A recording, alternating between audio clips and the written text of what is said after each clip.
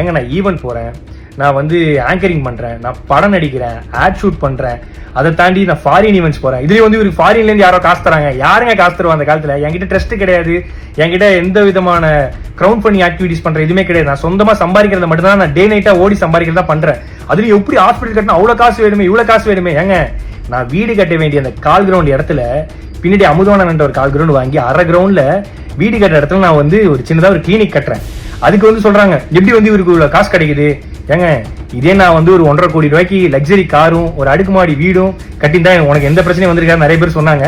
But அந்த அடுக்குமாடி வீடுக்கு பதிலாக அந்த ஹாஸ்பிட்டலும் இந்த லக்ஸரி காருக்கு பதிலாக ஆம்புலன்ஸ் வாங்கணும்னு நினைச்ச ஒரு விஷயத்தினால இவ்வளோ பிரச்சனை வருது. மீடியாவில் தமிழ்நாட்டில் ஒரு சேட்டலைட் சேனலில் பிரபலியமான இருந்த ஒரு செலிபிரிட்டிக்கு இவ்வளவு பணம் எப்படி வந்தது அப்படிங்கிறதா எல்லாருடைய கேள்வியும். அதுக்கு அவருக்கு பதிலே இல்லை. ஆம்புலன்ஸே 10 ஆம்புலன்ஸ் கொடுத்துருக்காரு அப்படின்னு அவரே சொல்றாரு.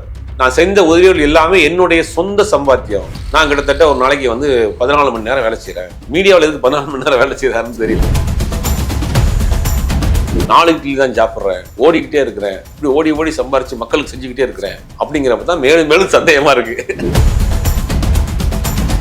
10 ஆம்புலன்ஸ் கொடுத்துருக்கேன்றாரு. ஒரு ஆம்புலன்ஸ் குறைஞ்சபட்சம் ஒரு 20 லட்சம் ரூபா கூட 10 ஆம்புலன்ஸ்க்கு 2 கோடி ரூபாய். அது மட்டும் இல்லாம நிறைய ஆட்டோ வாங்கி கொடுத்துருக்காரு, டிராக்டர் வாங்கி கொடுத்துருக்காரு, நிறைய கல்வி உதவிகள் பண்றாரு.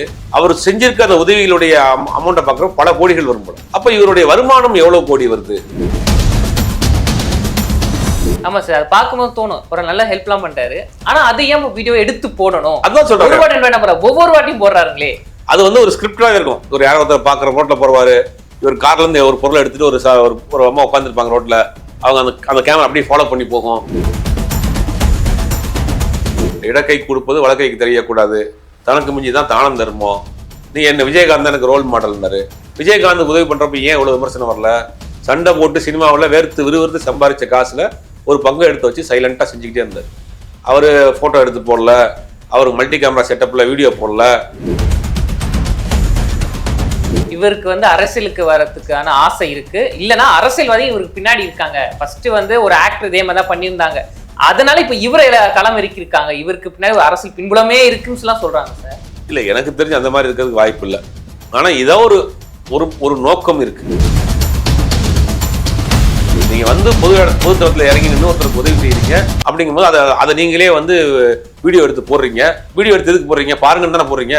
பார்த்துட்டு அவன் கருத்து சொல்லத்தானே செய்வான். அப்ப எப்படி உனக்கு காசு வந்து கேட்கத்தானே செய்வான். இது எங்க அனுபவம் இருக்கு, இதுல விமர்சனம் இருக்கு, லாஜிக் இருக்கு ஏதாவது சொல்றதுல?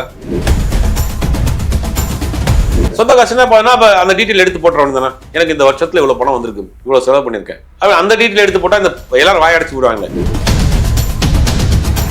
இப்போ இவ்வளவு பிரச்சனை வந்த பிறகு நேரம் தோண்டி துருவி எடுத்துருவாங்க. ரெண்டாவது ஒன்றும் சில தகவல்லாம் அவரை பத்தி சிக்கிருக்குங்கிற ஒரு தகவலும் வருது.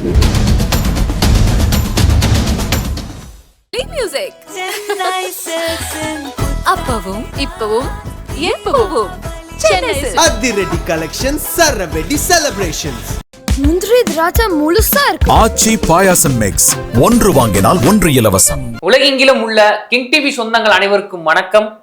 இன்று நம் நேர்காணலுடன் இணைந்திருக்கும் சிறப்பு விருந்தினர் மூத்த பத்திரிகையாளர் திரு சுப்பையர் அவர்கள். சார் வணக்கம். சார் வணக்கம் சார். இப்போ வந்து ரொம்ப ஒரு பரபரப்பா பேசிட்டு இருக்க விஷயம் என்னன்னு பாத்தீங்கன்னா, KPY Bala sir. KPY Bala அவர்கள் வந்து சின்னத்திரையில் இருக்கும் போதே நிறைய ஹெல்ப்லாம் பண்ணியிருந்தார். யாருன்னா ஒரு ஹெல்ப் வேணுமா சொல்லுங்க, நான் வந்து பண்றேன்னு சொல்லி ஆம்புலன்ஸ் வாங்கி கொடுங்க, நிறைய ஹெல்ப் பண்ணியிருக்காரு. இப்போ அவர் வந்து சினிமா அறிமுகம் ஆன பிறகு இந்த ஒரு பேச்சு அதிகமா இருக்குங்க சார். என்னன்னா, அவருக்கு முன்னாடி எப்படி பணம் வருது, அவர் முன்னாடி எப்படி இவ்வளோ ஹெல்ப்புகளை பண்றாரு, அவர் பணக்கார வீட்டு பையனா ஜமீன்தாரா அப்படின்னு. என்ன சார் இந்த பிரச்சனை? அதாவது இன்னைக்கு வரல, கிட்டத்தட்ட ஒரு வருஷத்துக்கு முன்னாடி நான் வேற ஒரு இதில் வந்து நான் பேசியிருந்தேன். பாலா நிறைய உதவிகள் செய்கிறாரு. உண்மையிலே அது வரவேற்கத்தக்க விஷயம்.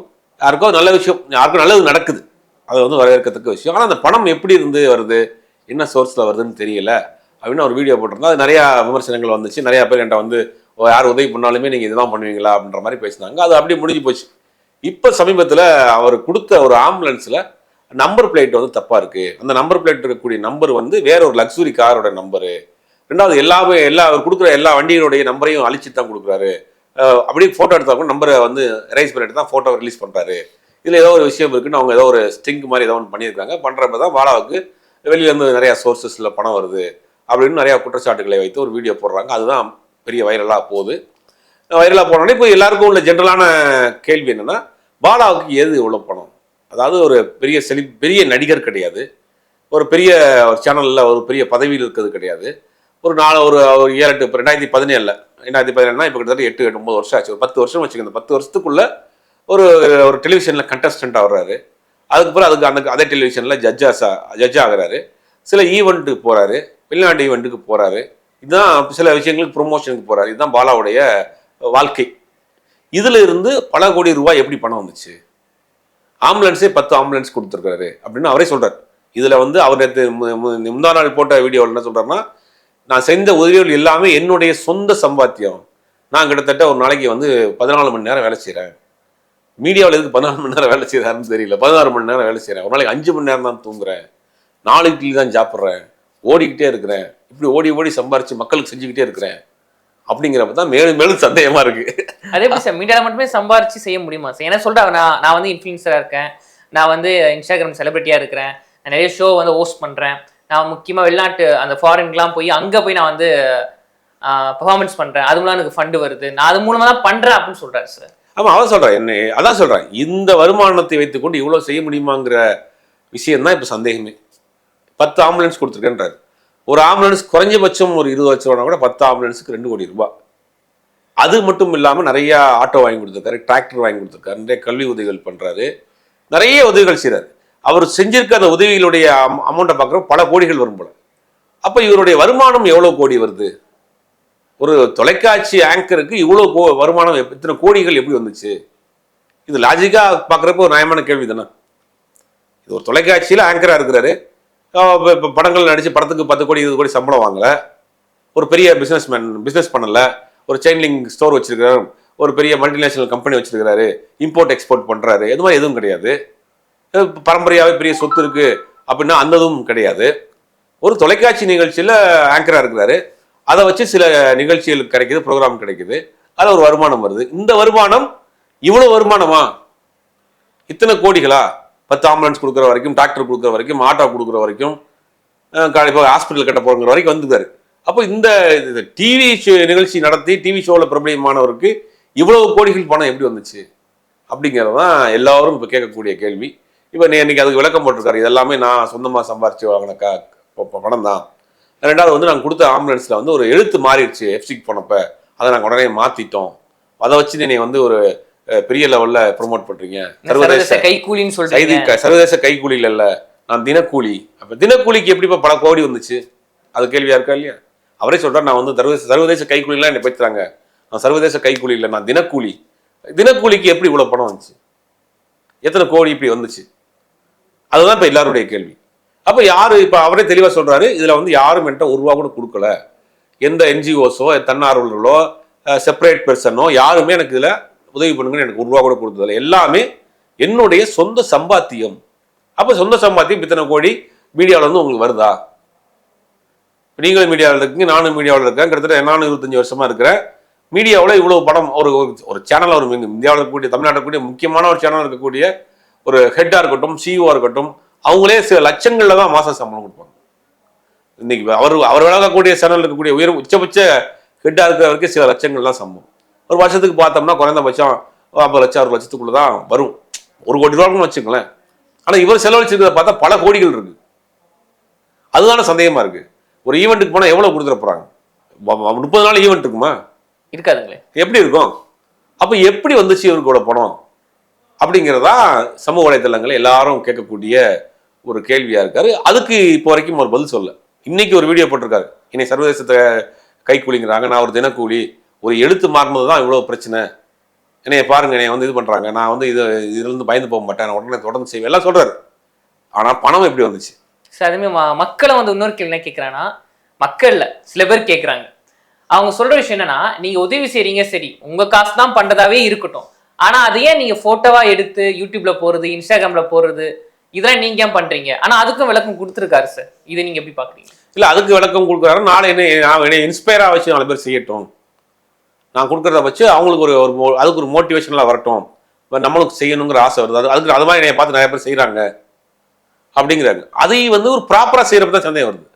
ப்ராப்பராக மல்டி கேமரா செட்டப்லாம் போட்டு இவர் தச்சையில் வர்ற மாதிரியான ஒரு ஸ்கிரிப்டடான சில விஷயங்கள்லாம் பண்ணுறாரு. அதுவும் கூட நமக்கு ஒரு சந்தேகத்தை கலப்புது. ஆமா சார், அது பார்க்கும்போது தோணும் ஒரு நல்ல ஹெல்ப்லாம் பண்றாரு, ஆனா அது ஏன் வீடியோ எடுத்து போடணும்? அதான் சொல்றேன், ஒவ்வொரு வாட்டியும் போடுறாருங்களே. அது வந்து ஒரு ஸ்கிரிப்டாக இருக்கும். ஒரு யாரோ ஒருத்தர் பார்க்குற ரோட்டில் போடுவார், இவர் கார்ல இருந்து ஒரு பொருளை எடுத்துட்டு ஒரு அம்மா உட்காந்துருப்பாங்க ரோட்ல, அவங்க அந்த கேமரா அப்படியே ஃபாலோ பண்ணி போகும். அதெல்லாம் பார்க்குறப்ப ஒரு ஸ்கிரிப்டட் மாதிரி தான் தெரியுது நமக்கு. பார்க்குறப்ப தெரியுது ஒரு ஸ்கிரிப்டடானு. நீங்கள் ஒரு கொடுத்துட்டு ஒரு ஃபோட்டோ கொடுத்துட்டு எடுத்து போட்டாலே கூட முடிஞ்சு போச்சு. அது ரெண்டாவது தமிழ்நாட்டில் ஒரு பழமொழி இருக்குது, இடக்கை கொடுப்பது வலக்கைக்கு தெரியக்கூடாது, தனக்கு மிஞ்சி தான் தானம் தர்மம். நீங்கள் என்ன விஜயகாந்த் எனக்கு ரோல் மாடல்னாரு. விஜயகாந்த் உதவி பண்ணுறப்ப ஏன் இவ்வளோ விமர்சனம் வரல? ஏன்னா அவர் அன்னைக்கு உச்சபட்ச நடிகராக இருந்தார், ஒரு பெரிய சம்பளம் வாங்கினாரு, அவருக்கு ஒரு பங்கு எடுத்து வச்சுட்டு ஒரு பங்கு சமூக சேவைக்கு செஞ்சாரு. தெரியாம செஞ்சாரு. ஏன் விஜயகாந்த் அவர்கள் செய்த உதவிகள்ங்கிறது எக்கச்சக்கம். அவருடைய ஆபீஸ்ல பாத்தீங்கன்னா எங்களுக்கு நல்லா தெரியும், ஒரு டீமே வச்சிருந்தார். தமிழ்நாட்டில இருந்து அப்பெல்லாம் லெட்டர் வரும் கட்டுக்கட்டா, ஒரு நாளைக்கு அவருடைய ஆபீஸ்க்கு வந்து லெட்டர் வந்து குமிப்பாங்க. அந்த லெட்டரை பிரிச்சு பார்த்தோம்னா கல்வி உதவி, மருத்துவ உதவி, வயதானவர்களுக்கு உதவிங்கிற மாதிரி நிறைய லெட்டர் வரும். அந்த லெட்டர் பூரா படிச்சு பார்த்துட்டு, இப்போ உதாரணத்துக்கு தஞ்சாவூர்ல ஒருத்தவங்க வந்து லெட்டர் எழுதிருக்காங்கன்னா தஞ்சாவூர் மன்ற நிர்வாகிக்கு இந்த லெட்டர் அனுப்புவாங்க, அவங்கள செக் பண்ணுங்க அப்படின்னு. உண்மையிலேயே அந்த வீட்டில் ஒரு பையன் படிக்காமல் இருக்கிறான், ஃபீஸ் கட்ட முடியாமல் வசதியாக இருக்காருன்னா உடனே தலைமை கழகத்துலேருந்து இங்கே பணம் போகும், அந்த பையனுக்கு போய் காலேஜில் ஸ்கூலில் சேர்ப்பாங்க. இதை வந்து கிட்டத்தட்ட ஒரு 20 வருஷம் பண்ணிட்டு இருந்தார், யாருக்கும் தெரியாமல். இதெல்லாம் அவர் உழைத்து சம்பாதித்து சண்டை போட்டு சினிமாவில் விறுவிறுத்து சம்பாதிச்ச காசில் ஒரு பங்கு எடுத்து வச்சு சைலண்டாக செஞ்சுக்கிட்டே இருந்தார். அவர் ஃபோட்டோ எடுத்து போடல, அவர் மல்டி கேமரா செட்டப்பில் வீடியோ போடல, அவர் இன்ஸ்பயர் பல பேர் அவர்கிட்ட பயன்பட்டவர்கள் இன்ஸ்பயர் ஆயிருக்காங்க. இப்ப அதான சந்தேகமா இருக்கு, விஜயகாந்த் எனக்கு இன்ஸ்பிரேஷன்ங்கிறாரு. அப்போ இன்ஸ்டாகிராம் இந்த அளவுக்கு மீடியா அந்த அளவுக்கு இல்ல, ஒருவேளை அதுக்கான அவர் பண்ணல அப்படி சொல்ல சார், அப்ப அவர் பண்ணாம இருந்திருக்கலாம். இப்போ இவர் சொல்றது என்னப்பா 4 பேர் பண்ணட்டுதுக்காக நான் போடுறேன் அப்படின்னு சொல்றாரு சார். இல்ல அதுவே கொஞ்சம் மிகப்படுத்தப்பட்டதா இருக்குங்கிறதா கேள்வி. ஒன்னொன்னு ஸ்கிரிப்டடா இருக்கு, அதான் சந்தேகம். அதுலயும் சந்தேகம் வருது. நீங்க ஒருத்தர் நான் உங்கள்கிட்ட ஒரு இதை கொடுக்குறேன், கொடுத்துட்டு ஒரு போட்டோ எடுத்துட்டு போயிடலாம். நான் காரை விட்டு இறங்கி வர்றதுல வீடியோ பண்றப்ப சந்தேகமா இருக்கு. காரை விட்டு இறங்கி அந்த பொருளை எடுத்துட்டு நான் வந்து உங்கள்கிட்ட கொடுத்துட்டு உங்களுடைய ரியாக்ஷன்லாம் க்ளோஸ் கட் பண்ணிலாம் போடுறப்ப யாரா நீங்க எத்தனை பேரா டீம் இருக்கீங்கிற மாதிரி தான் இருக்குது. அது ப்ராப்பரா பண்றப்ப அது ஒரு சந்தேகம் வருது. ஆனா அந்த உதவி வாங்குறவங்க அதுக்கேற்ற மாதிரி பண்ணுவாங்க சார், அந்த பெர்ஃபார்மன்ஸ் ஈக்குவலா பண்ணுவாங்க. இப்ப இன்னைக்கு கூட இந்த ஒரு பைக் வாங்கி கொடுத்தாரு, அண்ணன் வாங்கி கொடுத்தாரு அப்படின்னு யாரும் சொல்லி கொடுத்து அப்படி சொன்ன மாதிரி இருக்கு. டெலிவரி பாய் அது அப்படி சொல்ற மாதிரி இருக்கு. அதை பாத்தீங்கன்னா யதார்த்தமா பேசுறதுக்கும் நீங்க சொல்லி கொடுத்து பேச வைக்கிறதுக்கும் வித்தியாசம் தெரியும். இப்போ பர்பஸாவே வந்தவங்க இதெல்லாம் சொல்லி பேசுங்க அப்படின்னு. பாலா வந்து ஏதோ ஒரு விஷயத்தை மறைக்கிறாப்புலங்கிற ஒரு சந்தேகம் இருக்கு. அதை வந்து அவர் தான் கிளியர் பண்ணும். என் மேலே ஏன் இவ்வளோ வன்மம், என் மேலே பார்த்தீங்கன்னா 2 நாள் சோசியல் மீடியாவே இதை பற்றி தான் பேசிட்டு இருக்காங்க, என் மேலே இவ்வளோ நான் வந்து சர்வதேச கைக்கூலிங்கிறாங்க, நான் ஒரு சாதாரண தினக்கூலி, என்னைய வந்து இவ்வளோ பண்ணுறீங்கன்னு இப்படின்னு விமர்சனமாக பேசுறாரு. ஒரே ஒரு நம்பர் பிளேட்டில் ஒரு நம்பர் மாறிடுச்சு, அதனால வந்து என்னை இந்த அளவுக்கு கொண்டு விட்டாங்க, அதெல்லாம் நான் ஓய போகிறது கிடையாது, நான் தொடர்ந்து செஞ்சுட்டே இருப்பேன், ஒரு படத்தில் நடித்தேன், அதனால தான் வன்மம், என் மேலே இவ்வளோ வன்மம் அப்படிங்கிறாரு. சரி, இது மாதிரி இன்னொரு குற்றச்சாட்டி வைக்கிறாங்க. குற்றச்சாட்டு விமர்சனங்கள் தான் என்னன்னா, இவருக்கு வந்து அரசியலுக்கு வரதுக்கான ஆசை இருக்கு, இல்லைன்னா அரசியல்வாதி இவருக்கு பின்னாடி இருக்காங்க. ஃபர்ஸ்ட் வந்து ஒரு ஆக்டர் இதே மாதிரி தான் பண்ணியிருந்தாங்க, இவர் உதவி செய்வார்னு அவரை பத்தி தெரிஞ்சிச்சு, அவர் பேரை சொல்ல விரும்பல, அவரை பத்தி தெரிஞ்சிச்சு, அதனால இப்ப இவரை களம் இருக்காங்க, இவருக்கு பின்னாடி அரசியல் பின்புலமே இருக்குன்னு எல்லாம் சொல்றாங்க சார். இல்ல எனக்கு தெரிஞ்சு அந்த மாதிரி இருக்கிறதுக்கு வாய்ப்பு இல்லை. ஆனா இதோ ஒரு நோக்கம் இருக்கு, நோக்கம் இல்லாம கிடையாது. நீங்க செய்யறதா இருந்தா எத்தனையோ வழிகள்ல இல்ல நோக்கம் இவருக்கா இல்ல இவருக்கு பின்னாடி ஆள் இருக்காங்களாங்கிறதும் தெரியல. ஆனா ஏதோ ஒரு காரணம் இருக்கு. நீங்க வந்து இவ்வளவு பரபரப்பா இவ்வளவு பணத்தை வந்து ஷார்ட் டைம்ல வந்து மீடியாவில் சம்பாரிச்சு செய்யறேன் அப்படிங்கிறதா சந்தேகமே. மீடியாவில் அவ்வளவு சம்பாதிக்க முடியாதுங்கிறதா பெரிய பெரிய ஆட்களை சும்மா தான் உட்காந்துருக்கிறாங்க இங்க. ஏன்னா அவ்வளவு ஷார்ட் டைம்ல 4 வருஷத்துக்குள்ள ஒரு பெரிய அமௌண்ட் சம்பாரிச்சு இவ்வளவு அவர் சொல்ற கணக்குல ஒரு 9 ஆம்புலன்ஸ் சொல்றாரு. 9 ஆம்புலன்ஸுங்கிறது எவ்வளோ பெரிய தொகை. அப்போ அவருக்கு ஒரு குடும்பம் இருக்கு, அவருக்கு ஒரு அப்பா அம்மா இருக்கிறாங்க, எல்லாத்தையுமே மொத்தத்துக்கே கொடுத்துட்டு இவர் கடன் வாங்கி இது பண்றாரா? இவர் வாழ்க்கைக்கு என்ன செய்யறாரு? அதான் சொன்னேன், ட்ரஸ்ட் கூட எனக்கு இல்ல, நான் சொந்த காசு தான் பண்றேன் அப்படின்னு சொல்றேன். சொந்த காசுனா அந்த டீட்டெயில் எடுத்து போட்டுறவன் தானே, எனக்கு இந்த வருஷத்துல இவ்வளவு பணம் வந்திருக்கு, இவ்வளவு செலவு பண்ணியிருக்கேன், அவன் அந்த டீட்டெயில் எடுத்து போட்டா இந்த எல்லாரும் வாயடைச்சு விடுவாங்க. ஒரு நாளைக்கு அதை எடுத்து போடுறாரான்னு தெரியல, போட்டிருந்தாருன்னா அப்படி போட்டு செஞ்சிருந்தாருன்னா அவர் உண்மையிலேயே வந்து உலகத்தில் ஒரு சிறந்த மனிதர் பாலா தான். ஏன்னா அவருடைய முழு வருமானத்தையும் தான தர்மம் செய்யறதுங்கிறது வந்து ஒரு பெரிய விஷயம். யாருக்கு அந்த மனசு வராது, அது செய்யறாருன்னு தெரியல. இப்போ ஒன்றும் கிடையாது. இப்போ இவ்வளவு பிரச்சனை வந்த பிறகு நேரம் தோண்டி துருவி எடுத்துருவாங்க. 2வது ஒன்றும் சில தகவல்லாம் அவரை பத்தி சிக்கிருக்குங்கிற ஒரு தகவலும் வருது. அதையும் இன்னைக்கு நாளைக்கு நம்ம இன்னொரு வீடியோ ரிலீஸ் ஆக போகுதுன்றாங்க. இன்னைக்கு காலை நைட்டோ நாளைக்கு அவரை பத்தின இன்னும் கூடுதலான தகவல்கள், கூடுதலான விஷயங்கள்லாம் சில விஷயங்கள்லாம் அவர் மாட்டிருக்காரு, அதை பற்றிலாம் எடுக்க போகிறோம் மாட்டிருக்காருங்களா அப்படிங்கிற மாதிரி ஒரு செய்திகள் சொல்லிட்டு இருக்காங்க. அது எந்த அளவுக்கு உண்மை, ஒரு கிளப்பி விட்டுருக்காங்களா என்னன்னு தெரியல. அந்த வீடியோ வந்த பிறகு தான் தெரியும். இப்போ ஏன் சொல்கிறேன்னா, எவ்வளோ உங்களுக்கு வர வருமானம், அதில் எவ்வளோ செலவு பண்ணுறீங்க, அந்த வருமானம் உண்மையிலேயே எங்கெங்கிருந்து வருது அப்படின்னு அவர் கொஞ்சம் கிளாரிஃபை பண்ணிட்டாருன்னா இந்த பிரச்சனைக்கு முற்றுப்புள்ளி வச்சிடலாம். சரி, என்னோட கடைசி கேள்வி சார், இப்போ சில பேர் விமர்சனங்கள் வந்து இவர் மேல வைக்கிறாரு, இவருக்கு வந்து பணம் எப்படி வருது, இவர் பணம் தானா இல்ல அது மத்தவங்கல இருந்து வாங்கி பண்றாரு, அதெல்லாம் ஒரு பக்கம் இருக்கட்டும் சார். எப்படியோ இவர் உதவி தானே சார் செய்யறாரு, இன்னொருத்தவங்க பணம் வாங்கி நான் உதவி செய்யற பேர்ல வந்து ஏமாத்தல, இவர் எப்படியோ உதவி தான் செய்யறாரு, அதுல பயனடைஞ்சவங்களும் சொல்றாங்க ஆமா எனக்கு வந்து இவ்வளவு ஹெல்ப் பண்ணிருக்கா அப்படின்னு. இப்போ எதுக்கு இந்த ஒரு பிரச்சனையை கிளப்பணும் சார், எனக்கு புரியல. இல்ல உதவி தான் செய்யறாரு அப்படின்னா அந்த இந்த வாங்கக்கூடிய பணம் இவரை வைத்து வேற ஏதாவது இவருக்கே பிரச்சனை வந்துட்டா அக்கறையில அப்போ கேள்வி கேட்கறாங்கன்னு சொல்றீங்களா? ஆமா, அது கூட இருக்கலாம்ல. இவரை யாரோ தப்பா வழி நடத்தி இந்த தம்பி இந்த காசை கொண்டு இதெல்லாம் கொடு அப்படின்னு இவரே ஒரு கருவியை யாரோ பயன்படுத்திட்டாங்கன்னா, ஒரு பிளாக் பண்ணி ஒயிட் ஆக்குறதுக்கு இவர் கருவியை பயன்படுத்திட்டாங்கன்னா நாளைக்கு அவர் மாற்றம் இவர் மாட்டுவாப்பில்ல. நீங்க வந்து பொது வாழ்க்கைக்கு வந்த பிறகு விமர்சனத்துக்கு உள்ளானதான் எல்லாமே. நீங்க ஏன் கேள்வி கேட்கணும்னு சொல்ல முடியாது. நீங்க வந்து பொதுத்தளத்தில் இறங்கி நின்று ஒருத்தருக்கு உதவி செய்யறீங்க அப்படிங்கும்போது அதை நீங்களே வந்து வீடியோ எடுத்து போடுறீங்க. வீடியோ எடுத்து எதுக்கு போடுறீங்க, பாருங்கன்னு தானே போடுறீங்க. பார்த்துட்டு அவன் கருத்து சொல்லத்தானே செய்வான். அப்ப எப்படி உனக்கு காசு வந்து கேட்கத்தானே செய்வான். இதுல எங்க அனுபவம் இருக்கு, இதுல விமர்சனம் இருக்குது, லாஜிக் இருக்கு ஏதாவது சொல்றதுல. நீங்க கேள்வி கேட்கறீங்களா? இல்ல நான் என்ன கேட்கிறேன், அது இதெல்லாம் வந்து வீண்வாதம். நீங்க சைலண்டா செஞ்சிருந்தா எவன் கேள்வி கேட்டுக்க மாட்டான். சைலண்டா நீங்க ஒரு கார் வாங்கி கொடுக்குறீங்க, வீடு வாங்கி கொடுக்குறீங்க, 10 பேர் படிக்க வச்சிருக்கீங்க, ஒரு கிராமத்தை தத்தெடுத்து நடத்துறீங்க அப்படின்னா யாருக்கும் தெரிய போறது கிடையாது, யாரும் கேள்வி கேட்க போறீங்க. நீங்களே எடுத்து நீங்களே வீடியோ போடுறப்ப அப்ப அவன் கேள்வி கேட்பான்ல.